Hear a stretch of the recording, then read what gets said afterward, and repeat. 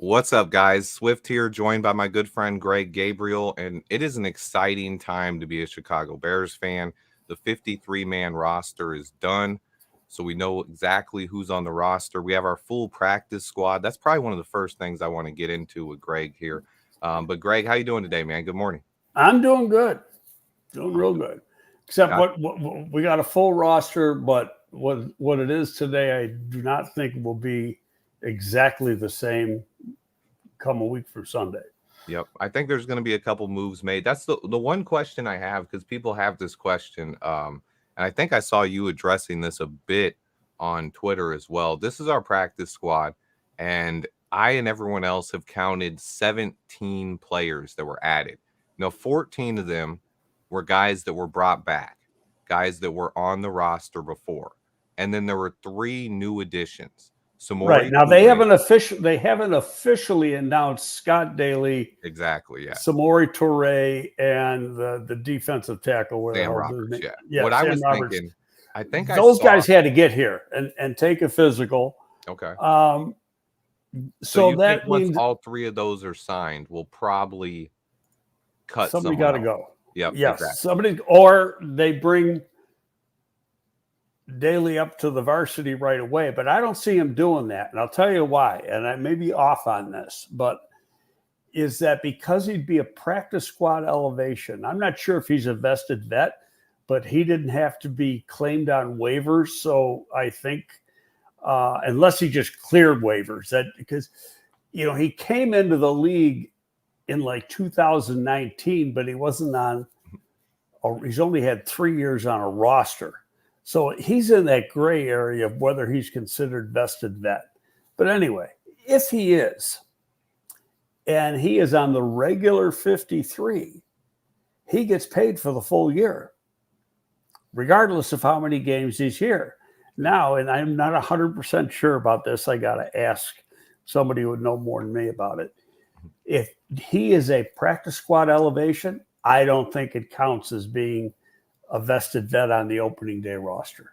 Yeah, and I think according to Brad Biggs, he's the one who reported it. He reported that the Bears have at least agreed to terms with Scott Daly to sign him to the practice squad. He's a local kid. Yeah, with the intention that they're going to call him up for week 1. I like that. Keeping the if you can keep your long snapper on the practice squad and elevate him on game days, that gives you an extra spot on the field. Well, you only can do it twice, though. Okay, only twice. Okay, so after the second game, they got to make a decision. But still, if what I'm saying is correct, let's say you even do it the second game, and he wasn't considered a full roster player for game 1, his salary isn't guaranteed. And that's the important thing because Scales is coming back 5-6 weeks from now. And about that, that's you'd have to pay Daly. He'd be still getting $1 million or whatever, maybe a little bit more than that based on this year, $1.1 million to sit home. So that they might put him back down on the practice squad. I don't know, but it's. I think part of it is just a bookkeeping thing, and I may be totally off base on this. I do have a question here. Someone was talking about how did the Bears justify keeping 6 defensive ends on the roster plus 1 on the IR. Doug Van Dorn, long-time guest, and he's here every day. He says his best guess is because Flus rotates the number of defensive ends. I think it's actually an Eric Washington effect because last year you saw our most productive pass rushers in preseason as far as rushing the quarterback were Terrell Lewis and Trevis Gibson. We cut them both. This year, it seems like Eric Washington is like, look, Flus, if you want those guys to set the edge, fine. But we also need guys that are on third down that can get after the quarterback. And I think that's why we have different and more defensive ends this year. And we've also used that NASCAR package that they call it. I saw it a lot in training camp. Almost every third down, they're bringing those guys in. It's not the same Flus rotation as last year. No, there was Walker moved inside quite a bit. Mm-hmm. And there was even a few times where Booker was playing defensive tackle on a pass rush. Mm-hmm. But here's part of the reason I think, and some of this may change because they're heavy at certain positions. They're heavy on the defensive line, especially the edge. They're heavy on the offensive line with 10. In the interior, yep. Right. They're heavy at running back.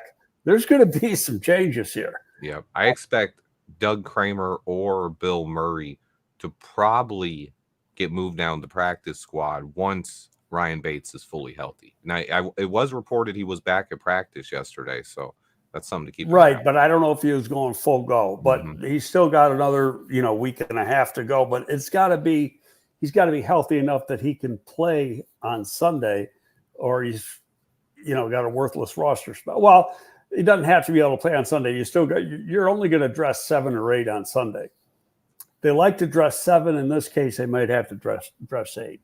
That's another interesting point, because the other thing that was reported was that defensive tackle Sam Roberts was also signed under the impression they were going to call him up week 1. So that would tell me we already have 10 defensive linemen on the roster, and we're going to call up another guy for week 1. That's interesting to me, and that makes me think Zach Pickens' chances of playing week 1 are definitely in jeopardy. Well, he supposedly practiced yesterday too. Mm-hmm. So, I think Eric he was Washington, the one on the side. I thought I saw him on the picture with Montez Sweat and Kevin Byard. He was one of the 3 that weren't practicing, but he was there stretching and doing the bikes on the side. Okay. I think. I know that Eric was, voiced concern. This is right before the Kansas City game, that, as to the availability of Pickens, at least for the first week. Yeah. I guess he's got a groin, and groins can be lengthy depending on how bad the pull is. So that's we're going to have to wait and see. No, here's a couple things that are interesting. Number one, the guy I thought at least earned a practice squad spot and hasn't been brought back, at least not yet, is Hutchings. He's only here a couple of weeks, but he jumped out in the Cincinnati game and then the Kansas City game. He's more like Billings. Okay, but then you started thinking about it, the way they were using the defensive line or how they played the defensive line. They have gone away from a 1 and a 3, at least in the preseason. Nobody has addressed this. And I can't believe not one writer has asked this in a press conference. They have been playing, depending on the strength of the formation, and I said this on my regular podcast, a left tackle and a right tackle, just like they're doing with the safeties, left and right. And so depending on the strength of the formation, both players can play the 1 or the 3. And so we've seen Billings play the 3 on some downs. Now when Hutchings was in there in the 2 games that he played, he was mostly playing the 1. And when you look at him, he's a 6-foot guy. He's like a mini Billings. He's pretty much a pure 1 technique nose guard type. So he might not fit what they're looking for, where, the guy they traded for and then the guy they supposedly signed yesterday. Those guys are in that 6'3", 300, 305-pound range that move pretty good, that are athletic, and are capable of playing either position. Yeah, I think Chris Williams was the interesting one, the one we traded for, the defensive tackle. Right. He came out at 305, but he's down, and he reported in his presser, he's down to 295 right now. He looked pretty slim for a defensive tackle. I think he's a guy who could also maybe get some reps at edge. His frame looked pretty similar to Dominique Robinson with how they look right now and how they're building. Did you watch any of the Cleveland preseason games? I watched the last one, and 80% of his reps are at right defensive end. Yep, he was getting the reps at right end. Yep, and that's where. In fact, he got at least one of the sacks coming from the end position. I think 2. He had 3 sacks on the preseason. I think 2 of them came from the end position. When he got the safety against Minnesota, that was from the end position. Mm-hmm. And what was interesting is he was playing the right end, and the quarterback was rolling the opposite way, and he caught him from behind in the end zone. Yep. And that's what I think he could be. I think the plan for him might be come in and on the inside on third downs. He could be the guy they bring in if they don't want DeMarcus Walker there all the time. He could come in on third downs, and either I like him better on the inside. I think we just have more depth right now at edge with we got Daniel Hardy, we got Austin Booker, we have the guy we just traded for, Darrell Taylor, we have Dominique Robinson, and that's on top of Sweat and Walker. So even if Walker moves inside, you could have Daniel Hardy or Darrell Taylor or anyone else, even Austin Booker on the edge. So I think Chris Williams' best chances are probably going to be on the interior because now we just don't have as much depth. Right. Now, what's interesting, too, because you mentioned Taylor, is, a lot of fans from Seattle were saying how you traded for a guy who can't play the run. Well, I did 5 games. And to say he can't play the run is total BS. Now, is he undisciplined at times? Yes. But I've seen him stack at the point of attack, set the edge, move inside to make the play. Where a couple plays, and this could be plays that, these are from last year where they're talking about. One play was an RPO type play, and he went with the dive play, and the quarterback went outside and got caught inside. Hey, shit like that happens. But that's really mental discipline. And in this scheme, if there's one thing now, the rules of this scheme are pretty much the same as they were when we had Lovey and I was working there. And it's a gap defense, and you have to play your gap. When you freelance, everybody's in trouble. One guy breaks his assignment, you're going to give up a big play. So playing disciplined is very, very important in this scheme. So now it's just a matter of mental toughness, in my opinion. You just got to, make sure you're carrying out your assignment. If you're supposed to, and the defensive ends in this scheme aren't supposed to crash down. They're supposed to go upfield and try to set the edge and force things inside. Yeah, 100%. A couple questions from the people in the comments here, mostly around Travis Homer and Ian Wheeler. Seems like chat is basically asking the question, if Ian Wheeler didn't get hurt, do you think, based on what we saw in Hard Knocks and everything, do you think that roster spot that Travis Homer has right now would have been his? Well, no. No. I think another guy was going to be gone. I'll get to it and say, Homer's here for special teams. Mm-hmm. He's a very good special teams player. And at the bottom of the roster, that's what you got to have. So it's not what he's done as a running back. I think the guy that probably could have got traded is Herbert. Yeah. Because Herbert is a one-dimensional. He might be the best pure runner they have. I haven't seen enough of Swift to really know that, but he can't block. And it's 50-50 if he catches the ball. Yeah, 100%. I think Homer does have experience in Waldron's system, but like everyone in the chat said, and like we've seen, he's just failed to impress as a running back. And even Velus Jones has looked better than him, and he's only been a running back for a couple of weeks. Actually, Velus has looked pretty good. Yeah, he's listed as a wide receiver on the roster too, I think. Now I'm going to tell you something. I don't know if you listened to my show the other day. I saw half of it. Okay, so you didn't see the first part. Nope. Okay, so then I'll repeat what I said then. 8:00 Tuesday morning, I get a text from a guy who is a former GM in the league. Worked in the XFL when I worked in the XFL. He was with another team. Had the same position I have. They didn't really have a GM. He had a DPP, director of player personnel. For all intents and purposes, that guy was the GM. Yep. This guy, held that position. Didn't want to go back when they came back last year because he wanted to stay where he lived, and he worked for the team he worked for was in his home city. So he gets hired by New Orleans as a consultant. And so he takes a job and he says, I'm in New Orleans now. I'll be going back and forth between here and home. And he goes, I'll probably regret it come November, because he was, in that semi-retirement stage. But he said, anyway, he goes, what's the status of Velus Jones? Is he going to be available? So, in my opinion, I said, I can't honestly answer. He had a pretty good preseason when they moved him to running back. And, the staff seems to like him.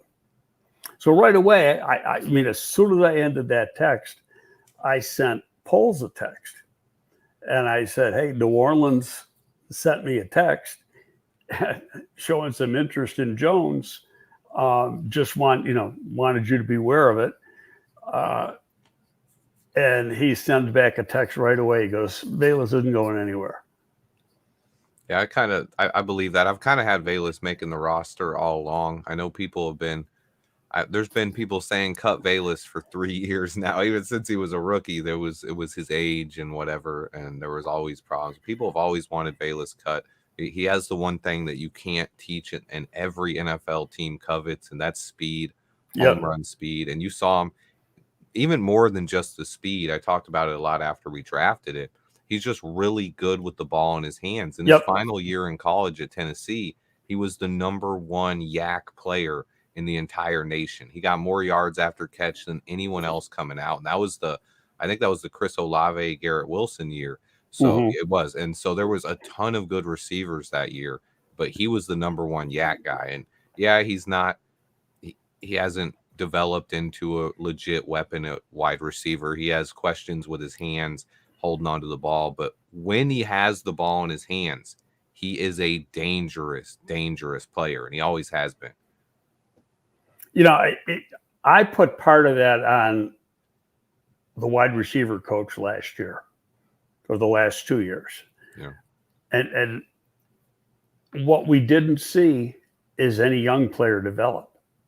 Any player that came, and none of them got any better. Any player that got in here, Claypool was example #1. And then you could go through Velus and a few other guys. They were just there. If a guy was good, it was because he was good. It's not like this guy made him better. Where I think now with Chris Beatty, it's an entirely different story. He's a good coach. He's got a good reputation as a coach. And the one thing, the running back coach who was featured a lot on Hard Knocks the other night, Morton, he's a good coach too. I mean, very good coach. But there was when Velus had that long run, and for the touchdown, you heard the side comment from here. Man, he got that one thing you can't teach: speed. Yeah, he has it. I mean, and he also, you see that cutback. He has vision too. I mean, he was able to cut back. Well, that's why he's a good returner.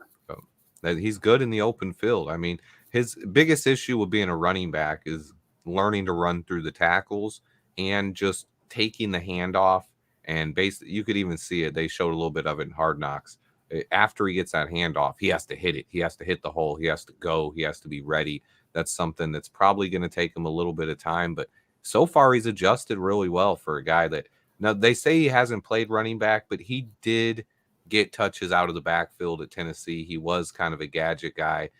He was never a full-time running back, but he did get about 20. I remember at least 20 carries a year. I don't have the number off the top of my head, but he was definitely getting carries at Tennessee. Well, he played a couple snaps, and last year at running back.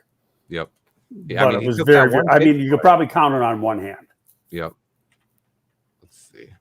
But it's interesting. The guy's got talent.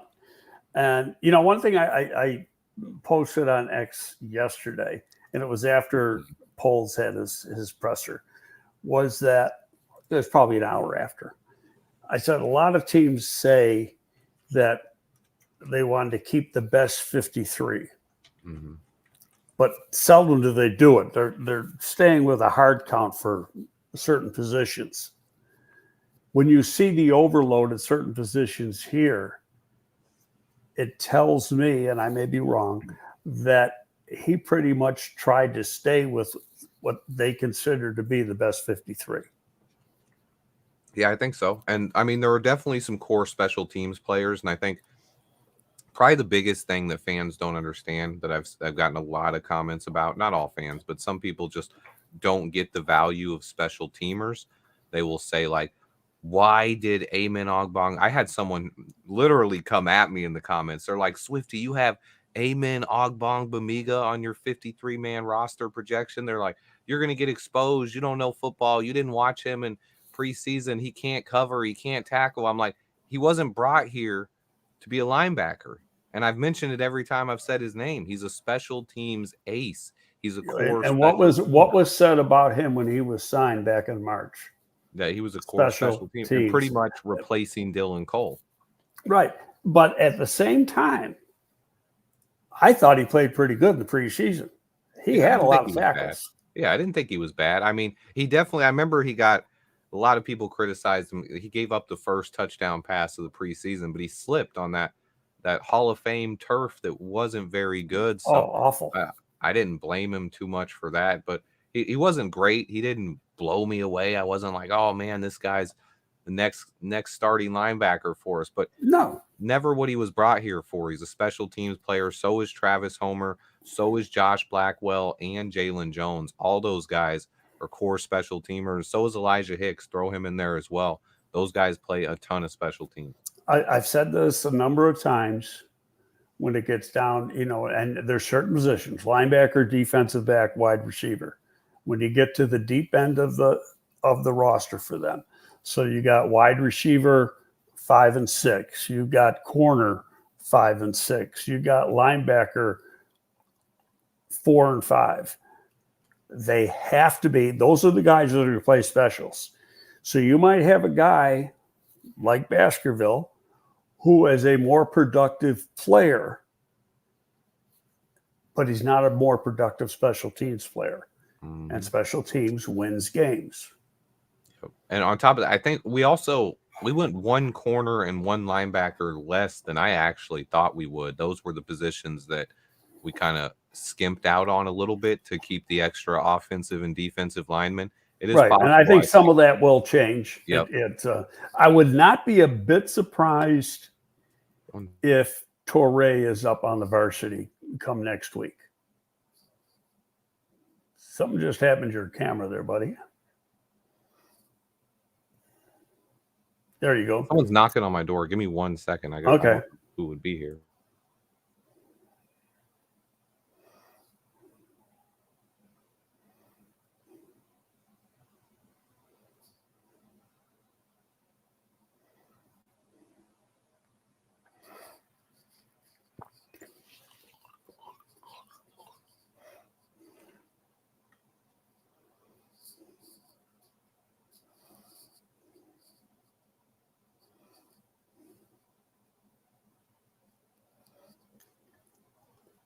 I was just a UPS guy delivering a package. My fault. Sorry about that, guys. Swifties from House. I do have the House of the Dragon chair, guys. Yeah, I had it before the show even started. But yeah, tell him there's no one home, Swifty. It was Don Burr, actually, guys. Yeah, Don Burr wanted to say hi. I told him he can't come in right now. But back isn't Don the resident Detroit Lions guy? He's the Detroit Lions fan. Yeah, that is probably a closet Bears fan. It's now a word from because he is on GTF a lot.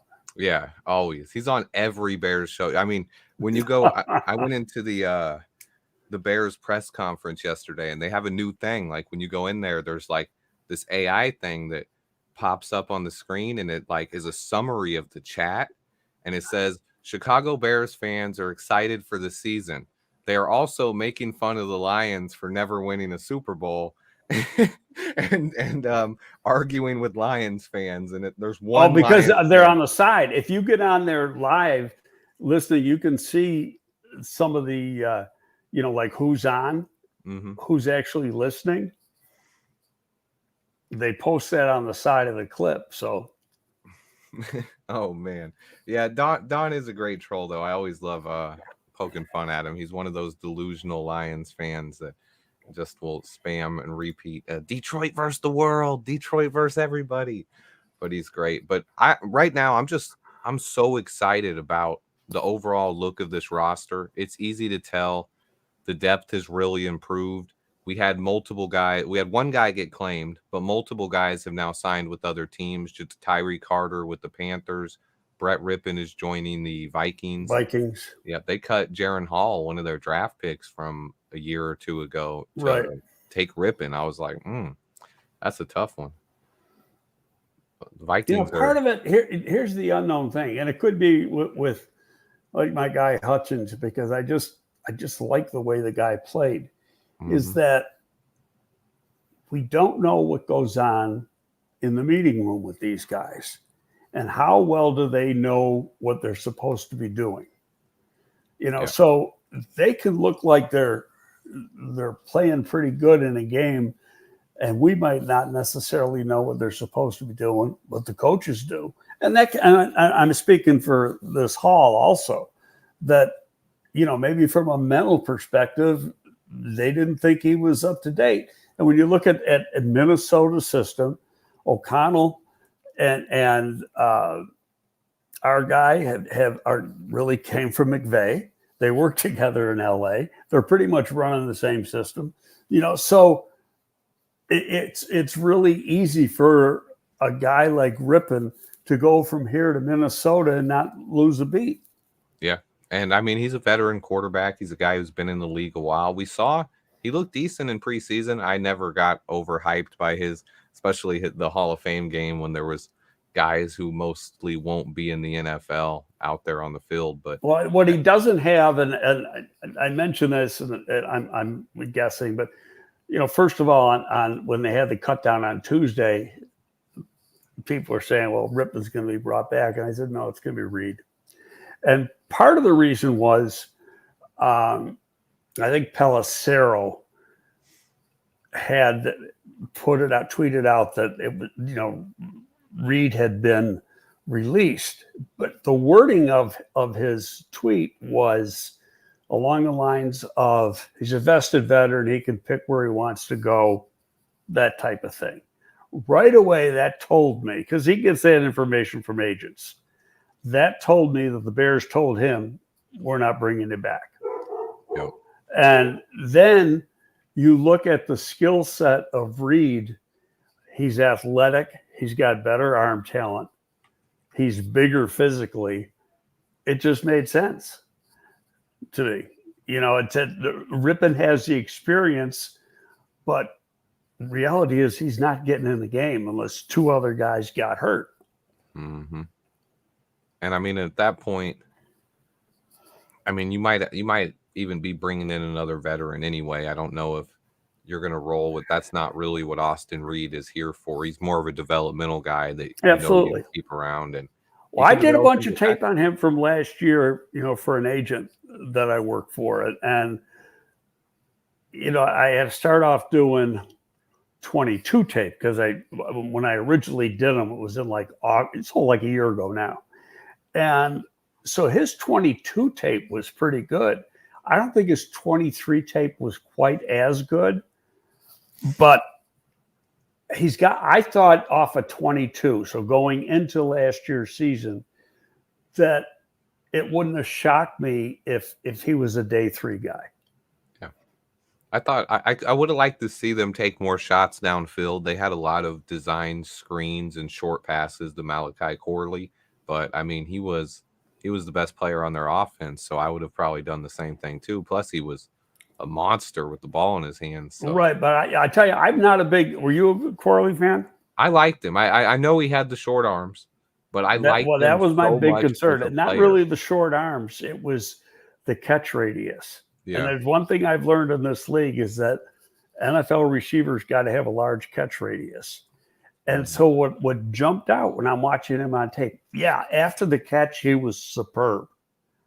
But he was like very, very similar to a guy who went in the second round of the Cardinals. The Bills just caught him. He's been a bust from the University of Massachusetts. What? Andy Isabella? No. Yes. Oh, Andy. His catch radius Friend is of here. Eric Harper. His catch radius is like right here. Anything away from his body, he isn't catching. And that bothers me because how many times in the NFL does the quarterback put it right there? You got to make extended catches. You got to make the back shoulder catch. You got to have a very flexible upper body to be able to do that. And with Corley, as good as he was with the ball in his hands, I thought his catch radius was very, very average or to below average. Yeah.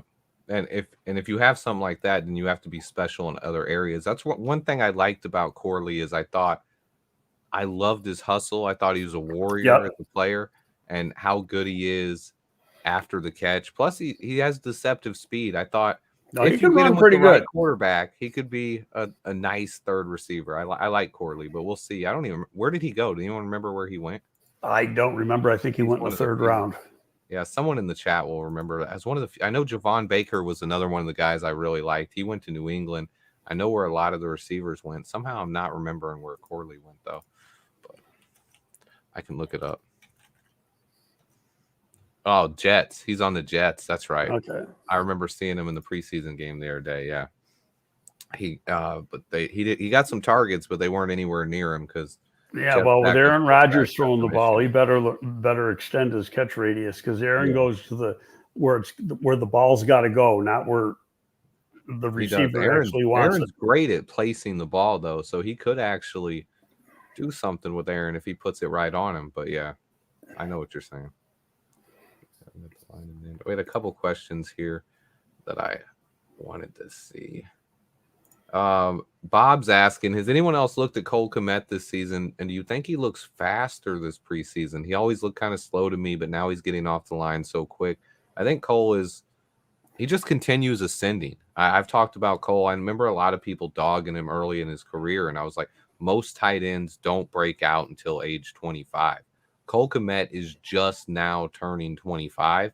And he was a 21-year-old rookie, I think. Yeah, he broke out 2 years ago. He's on a pace to be one of the better tight ends in the league. My biggest worry with Kmet this season is, are there enough targets to go around? His numbers might drop a little bit, but that doesn't mean he's down. His averages could go up, but his overall targets might go down just because there's so many mouths to feed in this offense. You got Odunze, DJ Moore, Keenan Allen, and DeAndre Swift's going to get some catches out of the backfield. And also a tight end, I could see times where Cole Kmet's asked to block and Gerald Everett's the guy getting some targets. So I could just see his numbers coming down. But yeah, I think Kmet's going to have a big year. Well, I think, part of the reason is too, when people don't take this into consideration, Cole Kmet's the Y tight end. Mm-hmm. All these tight ends around the league, they got the big numbers, or the F or the H, however you want to call them. Or the U. And they're the move tight end. They're not the Y. They aren't asked to block like Cole Kmet is asked to block. So he's more than just a big wide receiver type. He's a blocker. He's your George Kittle. George Kittle's one of the few that blocks as much as him. And Kittle's a little guy. He's like 240, 245 pounds. But yeah, he blocks his ass off. But, when Cole's in the game, he's playing the Y position. He's in tight. He's very seldom flexed out. And so, when you want to compare him to Kelsey and some of these other guys, you can't. It's not even fair because they don't play the same position. Yeah, 100%. And I mean, especially when you see guys like Kyle Pitts, guy who's pretty much just a glorified big receiver out there that's not doing any blocking. They're just always lined up out wide or running in motion on the move. But yeah, but what's funny? Like coming out, just comparing combine speeds. Cole Kmet was a half a tenth slower than Kelsey. Yeah. That's not very much. Body type as well. I mean, yeah. And he's a guy, I remember people dogging him for not looking like Kelsey his first couple years. And I'm like, look, Kelsey's not much faster than Kmet. He just has gotten much better at route running, selling his routes and getting open. Kmet can do the same thing over the years. You give him time to work with a quarterback and learn routes and build chemistry. And Kmet can be a great number 2 option in the passing game as well. And he's set up here because we're going to have DJ and Rome at least for another 4 or 5 years. So. Oh, no question. I don't know if that's going to be the case with Keenan Allen, but it's going to be with the other two. Yeah, for sure. Those guys are staying around. We could always get more wide receivers. Tyler Scott can develop as well. There's a lot of weapons here. Doug says everyone just looks sharper to him this year. He saw someone saying this is the most talented and deepest roster they've seen since 1985, and he thinks he agrees. I don't. I'll disagree. Know if I'm there yet. Yeah, I gotta say a couple of those from like the 05 and 06 teams, or we had some pretty good. We had some pretty good teams. Our offensive and defensive lines were awesome. They were stacked. We didn't have the receiver talent that they have right now. I mean, we had some good receivers, but we not like they have now. Who was I remember Bernard Berry and Muhsin Muhammad. Right. Who was the slot guy that year? Was it Devin Hester? Yeah. Devin Hester. Well, no, Devin played outside. Devin, as a rookie in 2006, was a defensive back. Yeah. He was moved to wide receiver in 07. I remember he got a lot of reps that final game against Torrey Holt. I remember that. Right. And then it wasn't really 08 until he became a starter.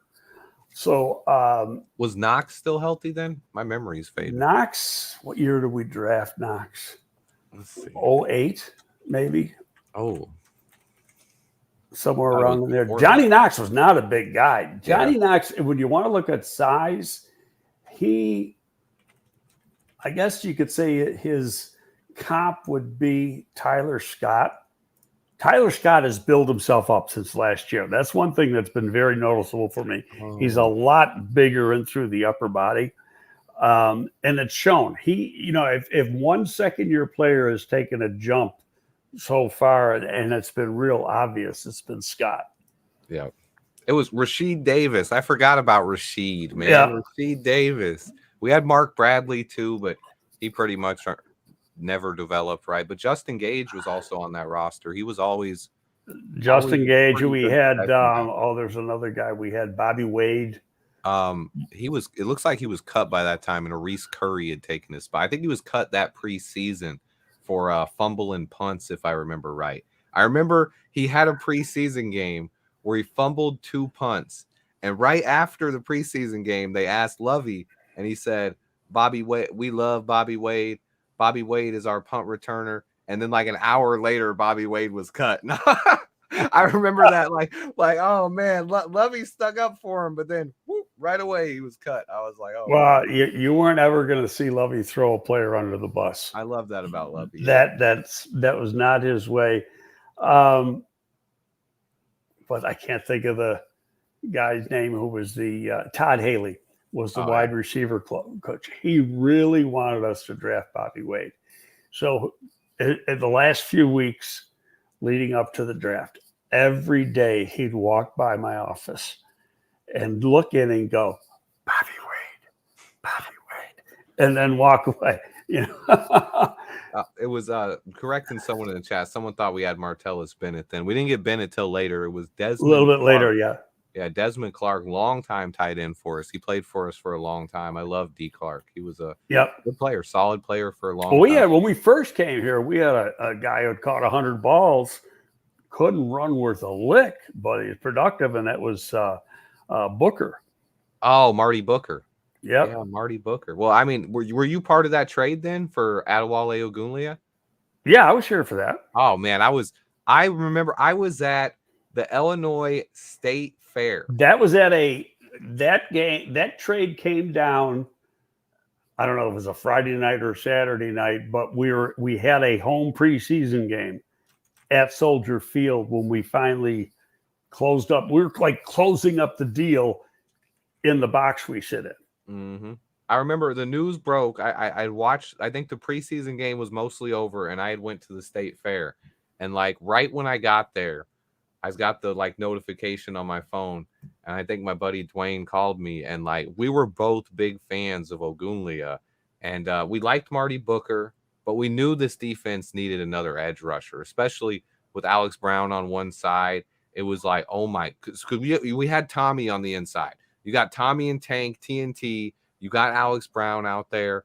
and then you add Ogunleya. I thought it was one of the best trades ever. I think. And then right after that, we got Mark Anderson. So we had and three. then you drafted Mark. Yeah. Oh man, Mark had a killer. One of my 12 sacks as a rookie. And let me ask you this: do you have any insight to this thing? Because the next season, this is what I call one of the biggest mistakes during that era, was elevating Mark Anderson above Alex Brown as a starter, when to me he was a guy who should have stayed as a situational pass rusher. You aren't getting an argument out of me.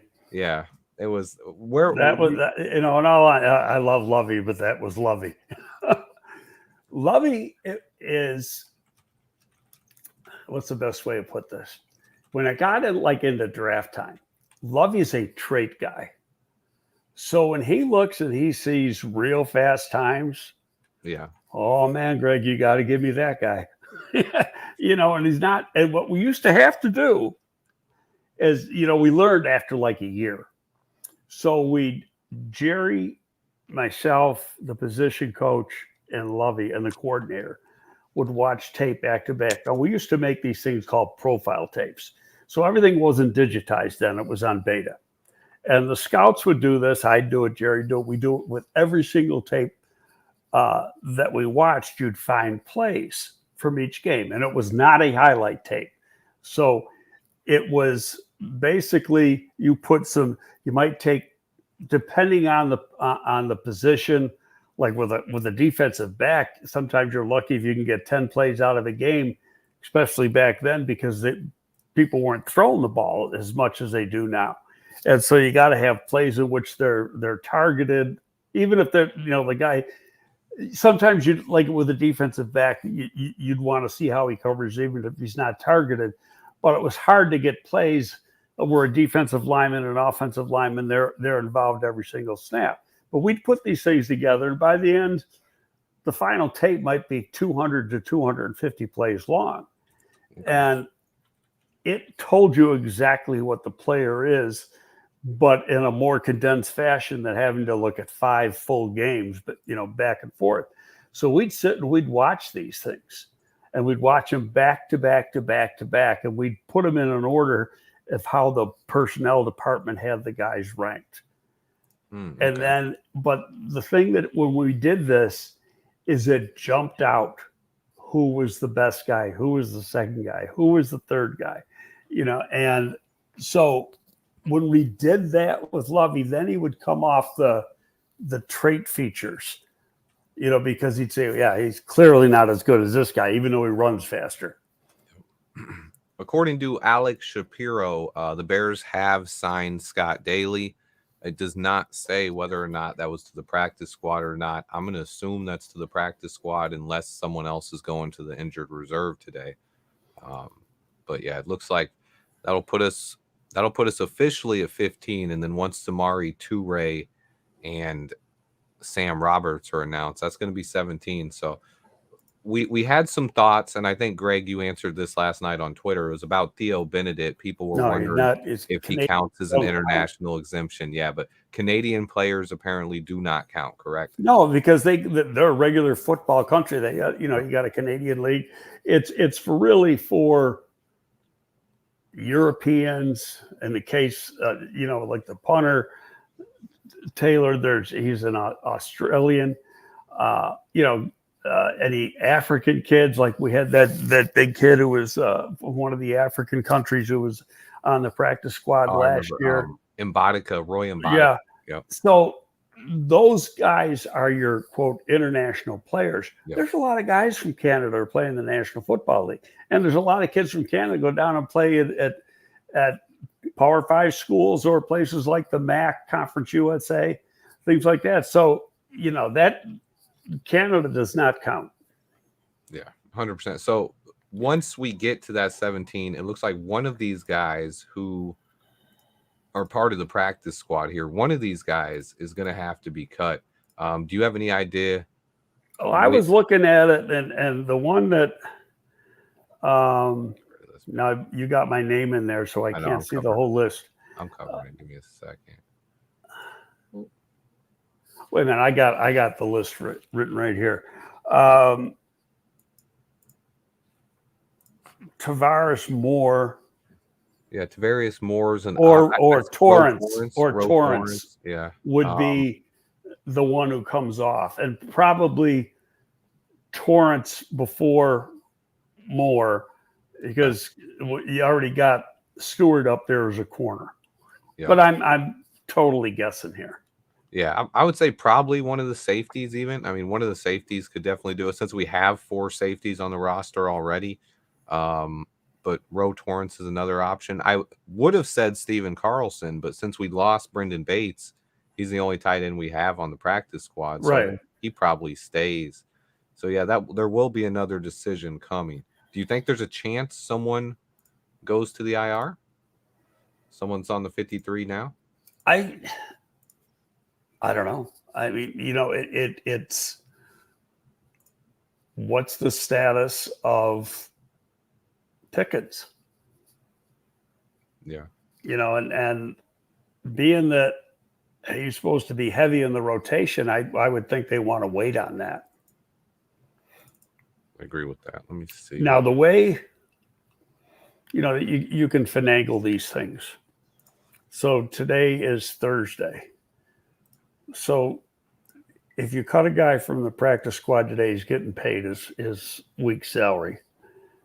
If he's on the practice squad I think on Tuesday, he gets paid.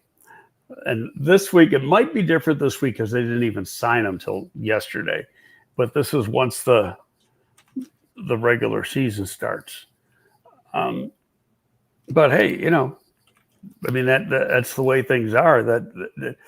And there could be the factor one of these guys don't pass a physical, or maybe they get a better offer somewhere else, so they decide to say stick it to the Bears and go that. Until it's official, it's not official. Yeah, 100%. And that's why one of those guys, someone might not be making this team, but it's close. We have that'll now bring us at 15. So one more player is going to be signed, and it's either Samari Toure or Sam Roberts. Maybe that Sam Roberts thing was a bit premature. We'll never know what's going on there, but hopefully we'll find out soon. Someone did ask what the spread for but no, Schefter's the guy who had that, and Schefter usually doesn't miss. Well, it's not that he has more of a tie in here than Ian Rappaport has. Yeah.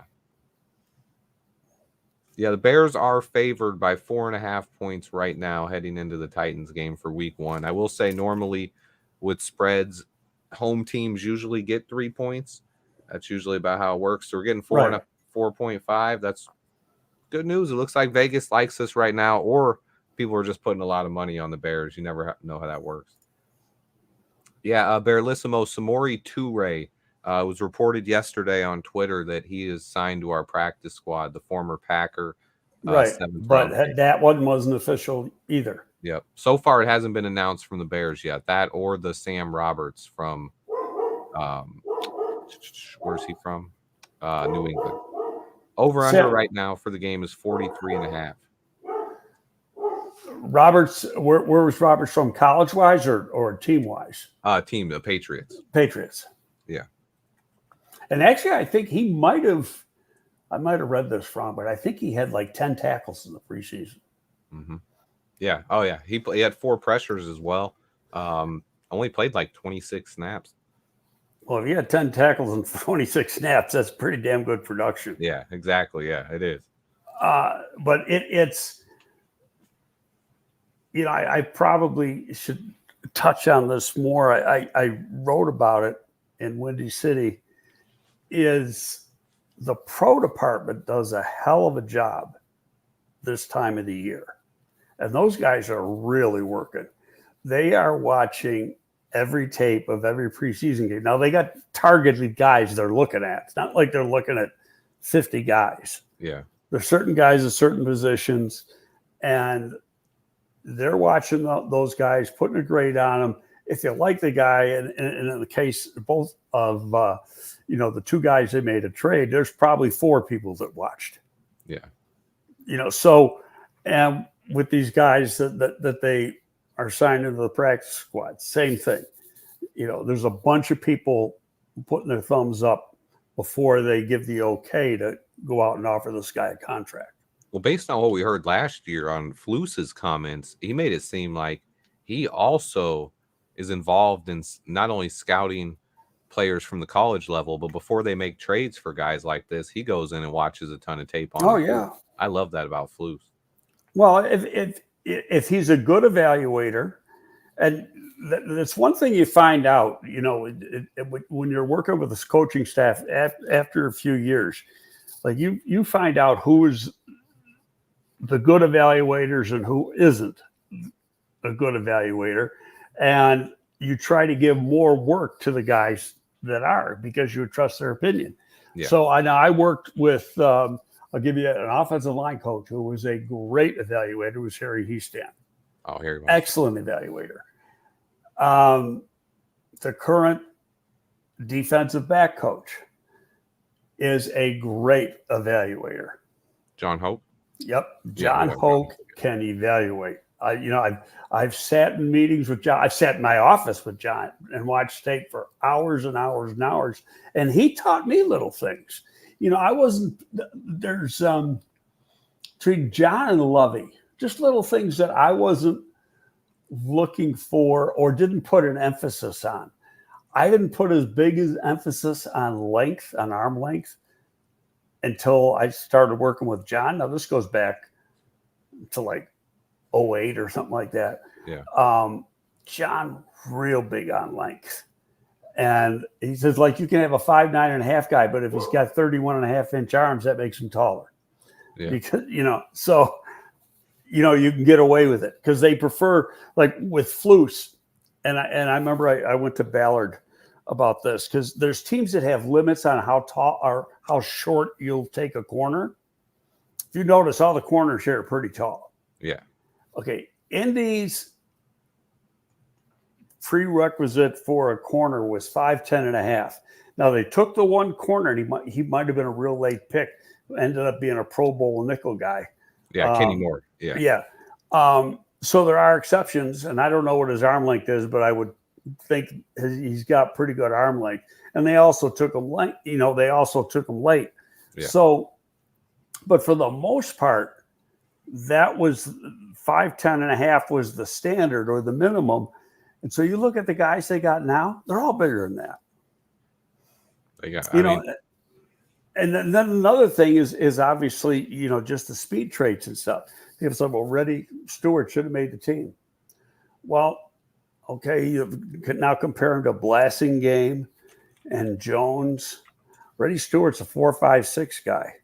Those guys are low 4.4s or high 4.3s, coming out of school just a couple of years ago. And those little traits like that make a difference to the coaches. Yeah, 100%. And I mean, we've had some smaller guys. I remember Nathan Vasher back in the day, but those guys usually end up being nickel guys. Nathan Vasher, Ricky Manning Jr. Well, I'll tell you a story about Vasher, because I love Vasher. Okay, great. Now, first of all, did you see the picture that was that Jason McKee put out last week? Right before the Kansas City game. Was it? I think so. It was Tobe, McKee, Vasher, and Rod Wilson. Yep. Okay, now Vasher was funny because I sent Tobe a text. I go, Rod Wilson looks like the defensive back, and Vasher looks like the linebacker. Vasher, when we took him, first of all, at the combine you do a bod pod, like the Bears do right now to get the body fat. Mm-hmm. And Vasher had like 13.5% body fat, which is way too fat for a defensive back. You want them 6-7%, 7.5%, something like that. So real lean guys. Mm-hmm. We took him anyway because he was a real good player. Hell, we got him in the 4th round. And Rusty would work with that kid. He'd work on his diet. And the kid would try. He never got below, I think, 11%. That's just the way his body was. Okay, now you fast forward, and I remember, this gym I go over to, was a Gold's gym. Now it's called Fit Nation, right around the corner from where I live. So a lot of the players would work out there in the off season, and then after they were done. So I'm in there one day working, and this one guy waves at me, and I look over and I go, he looks familiar, but I didn't recognize him because he had these big arms, and Vasher had no freaking muscles when he was here. So he goes, man, don't you remember me? And, it was Nate. And I said, well, I remember you. I said, what the hell happened to your arms? I said, you on the juice? Did you take up the Thomas Jones workout plan? What happened, man? But good guy. In fact, when I was doing some work at the Score, I had him on as a guest a couple times. He's a really good guy. And he's working for the Bears right now. He's an intern for the strength department. Okay. Now, whether that carries for the whole season or just the preseason, I don't know that. But McKee told me that, he was working during the preseason. That's why he was in that picture. He was at the University of Texas, but when that staff got fired, the staff he was working on got fired, then, he got let go, so he wasn't working for a year. Yep. To comment on what Paul said here, he said someone on the 53 has to be cut or go to IR. The Bears, according to Brad Biggs' report yesterday, the plan, at least for the first 2 weeks of the season, is to sign Scott Daly to the practice squad and then elevate him on game day. At some point, yes, he will have to be brought up to the 53. Right. And and I mentioned that earlier because now you don't have to guarantee a salary. Yeah. I got to double check on that one, but I think because he's a practice squad elevation, it doesn't count. Yeah. I think it's the same. Is it the same with what they did to Kari Blasingame? Like they cut him and then re-signed him after the 53. Is that how it works, or is it not until after week one? He's going to play he'll be on the roster. He'll get his full salary. It's just that he got cut and re-signed. So you can do that with vested vets, especially you can play games with that. And like we've seen it before where they've done it, like cut a vested vet on Friday and re-sign him on Monday and then bring somebody up. And they're not losing a paycheck. Yeah. But you want them, for they're hoping they're on the roster for the first game, because if they're on the roster the first game, they get paid for the whole year, whether they're here or not. Oh, okay. Yeah. I saw Kari actually, he posted, if you remember the Undertaker, I saw that. He posted the Undertaker setting up out of his grave, like I'm back. Like I was like, Kari, he had a sense of humor about it. So I loved it. I think he's a good player. And I think I've talked about it a little bit. I think Shane Waldron knows how to utilize fullbacks. People kind of get that confused and think, well, he doesn't know how to use fullbacks. All he used in Seattle were tight ends. In Seattle, Jonathan Wood put out a tweet about that, and I sent back to him. I said to him, he didn't have a fullback, or he didn't use a fullback because he didn't have one. You got to have one to use one. 100%. Yeah, Scales is having back surgery. Some people didn't hear about that today. I think. Yeah, Adam Johns is reporting that Richard Hightower said Scott Daly will be at practice today. We apparently didn't have a long snapper at practice yesterday, but Scott Daly will be at practice today. So we have a long snapper, guys. I am worried about Scales, though. I mean, you did seem confident that he'll come back. With his age and being this back surgery. Supposedly it was a minor back surgery. Okay, now if the normal guy, and I'm not going to mention his name, does the surgery, he's from downtown, and that's all he does. They got specialists for certain things. Like if you tear an Achilles, they got an Achilles guy. Okay. They got specialists for almost every body part. The guy who does the Achilles did mine in 2019. The regular orthopedic surgeon who's on the staff is a knee and shoulder guy. Oh, okay. And then downtown they got a hand guy. So that they are loaded, and they're not like on the staff type doctors. They're more consultant type things. But if they need them, then these are the guys that'll do the surgeries. But the back guy is really, really good, big reputation. And but supposedly, from what Biggsy said, was, it's just like a cleanup thing, like maybe shave the disc a little bit. He might have had just a nerve pinching a little bit. And if that's the case, that's similar to what Chris Williams had as a rookie, and he missed like 5 weeks. Yeah, but he never really panned out, though. I think that might have been, it kind of held him back most of his career. I know people, I saw some Chris Williams jokes this week after because the defensive tackle we traded for was Chris Williams. So when I said that, a lot of comments were about our old offensive tackle. They're like, "You mean the old offensive tackle with a bad back?" And I was like, "Oh, here we go, man. Here we Actually, go." he turned out being a better guard than he was a tackle. Yeah, I liked Chris Williams coming out. I thought that year. I remember looking a lot at the tackles. Who was the guy? He had a weird name that the Chiefs took. That was kind of like a project. Do you remember what his name was? The kid from Virginia? Yeah, yep. Okay. I can't remember his name either, but there was 3 or 4 guys we liked, and we were going to take one. Mm-hmm. And I think if I have to go through that draft and see, at least 2 of them were there, meaning that kid from Virginia and Williams. And we gave Harry the choice. Okay. So, Harry, which one do you want? And now Harry's going like, well, he's like, he knows he was on the hot seat. And he didn't want to be wrong. So finally he said Williams. I said, okay. So that's the guy. And he had gone out and, worked out all these guys individually and spent a lot of time with them. And there's guys, these are like interesting stories. So he'd come back and guy might be a pretty good player. I don't want. Why not? He's so good. He goes, he's not going to fit in the room. Well, what's wrong with him? He goes, his personality will not fit in the room. Olin will kill him. Oh. And, just stuff like that. And so when you got a good sense of what your room is, you got to respect that. And what you can never do is force a player on a coach. Mm. It's never going to work. Say, Harry, we're taking this guy anyway. Well, Harry's going to find a way for that guy to fail because you got to give him players that he's buying into. That year, it was a crazy year for tackles that year, too. So many went. Like Jake. Well, that guy, the guy from Virginia, ended up playing guard. Yeah, Brendan Albert was his name. Albert, yeah.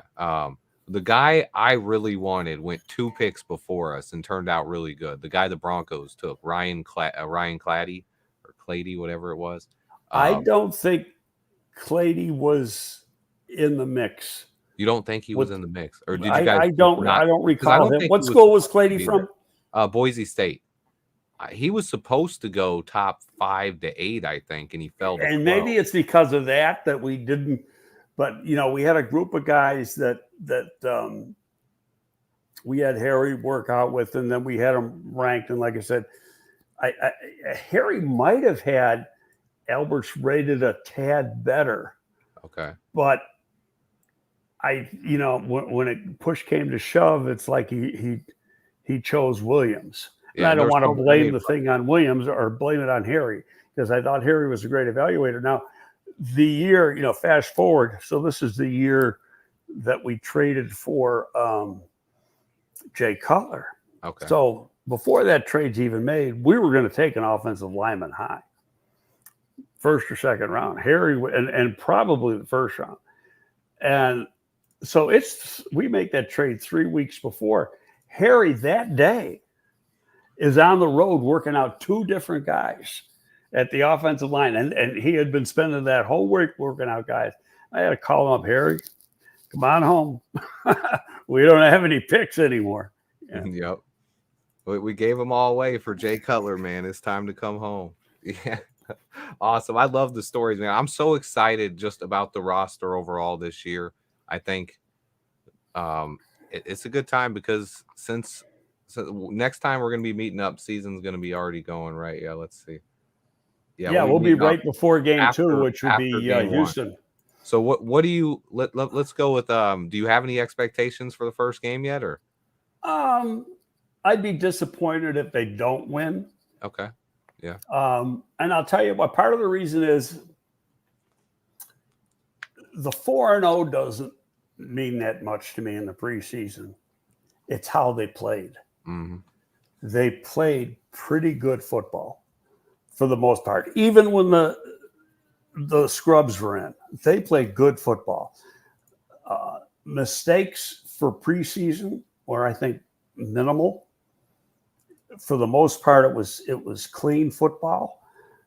They played hard. First guy down to the last guy. They were always playing hard. And then you look at who they played. They played 4 of the top 6 teams in the AFC. And so knowing that, including the best team, and maybe the second best team, and they kicked every one of their asses. Yeah. Okay. And when Cincinnati came here and they had a joint practice, the ones didn't play that much against Cincinnati. They played a little bit, but the ones kicked Cincinnati's ones in the joint practice. So it's, to me, that's exciting. So now it's really going to get down to Caleb. How fast does Caleb come out of the blocks? Yeah, And I think some of these defensive coordinators are going to throw stuff at him to try to confuse them.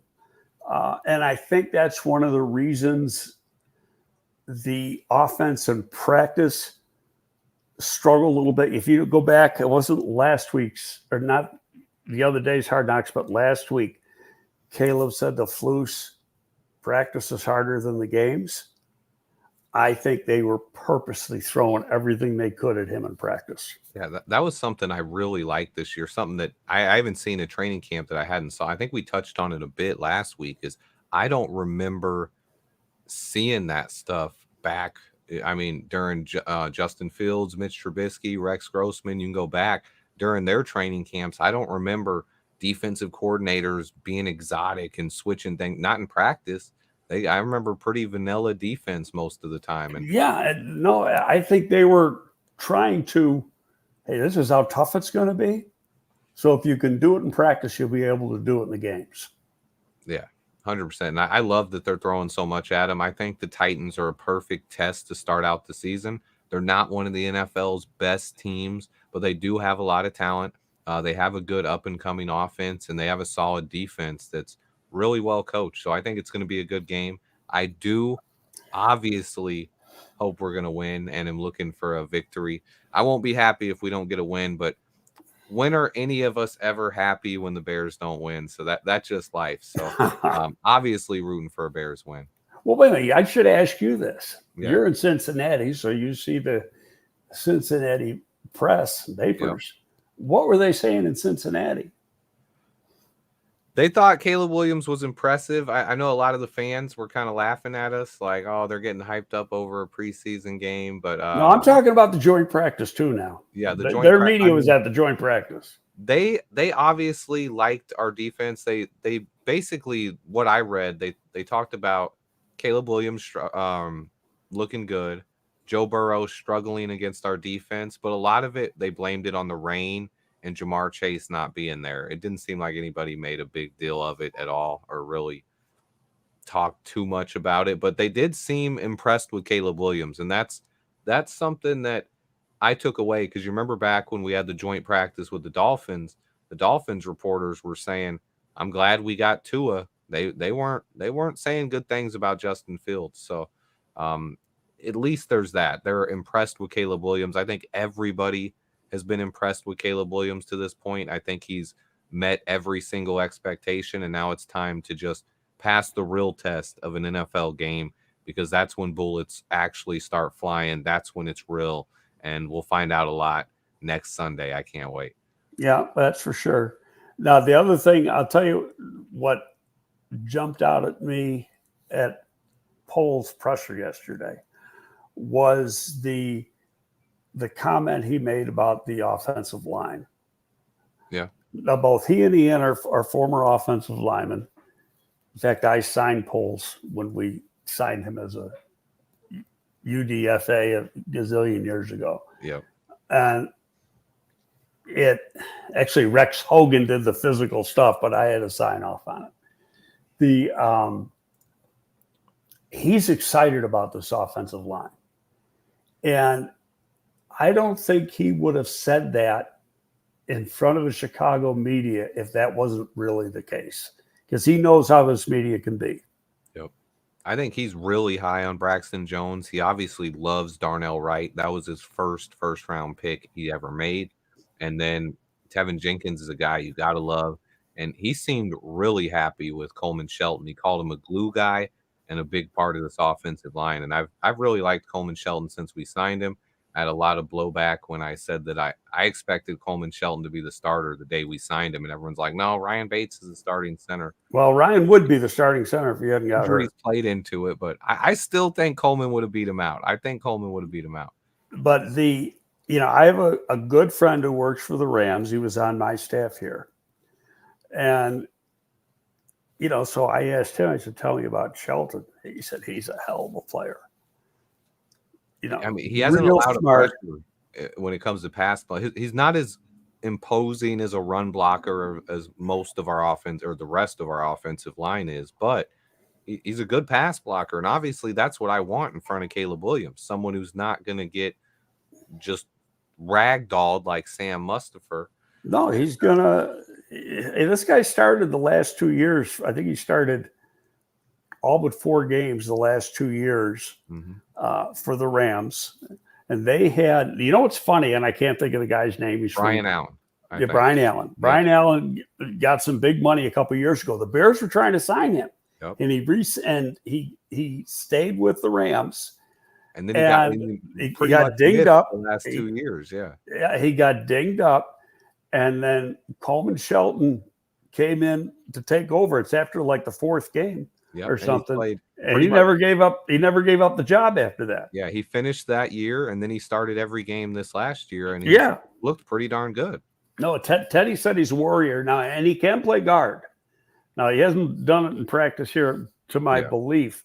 But I haven't seen him when he was with the Rams as a rookie, he practiced at guard and center. Yeah, I love it. I think Coleman Shelton has been underrated. No one's talked about him enough. I think he's going to be a good center, and it's a major upgrade over what we've had here the last few years. Sam Mustipher was awful, and the Lucas Patrick, Cody Whitehair experiment last year just did not work out, plain and simple. I was watching, speaking of Lucas Patrick, I'm watching a replay of the New Orleans game from last weekend. Just the other day, or part of it. And Lucas Patrick's going to be a starter for New Orleans at guard. And they were talking highly about him. Good luck. Yep. Good luck. Don't take any Saints players on offense in your fantasy drafts, guys. That's the advice I'll give you on that one. Oh, man. Greg, as always, man, love talking to you, man. I'm excited for this season. Titans game coming up next Sunday, guys. Nothing going on this weekend. First game is next Thursday. A week from today, we'll have that Thursday night game. But then for the first time ever, the NFL is also going to have football on Friday and Saturday as well. So 1 week from now, it's NFL. Who's playing on Saturday next week? I remember the Eagles and Packers on Friday. That's Friday. I don't know if there's a game Saturday. Someone's definitely playing Saturday. I remember it. Let me schedule week 1. So we got Thursday nights, the Ravens Chiefs.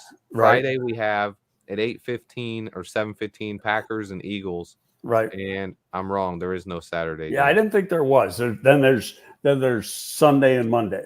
Yeah, I was wrong. For some reason, I thought there was a Saturday game too. Why did I think No, but college football starts tonight, and there's a couple. Colorado's playing tonight. I'm pretty sure. Yeah, you can get Rutgers plays on the Big Ten Network at 5:00. Rutgers has got a running back that's pretty good.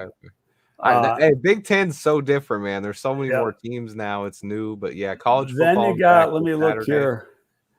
UCF is playing. Oh, that's on ESPN Plus, so you can't see it.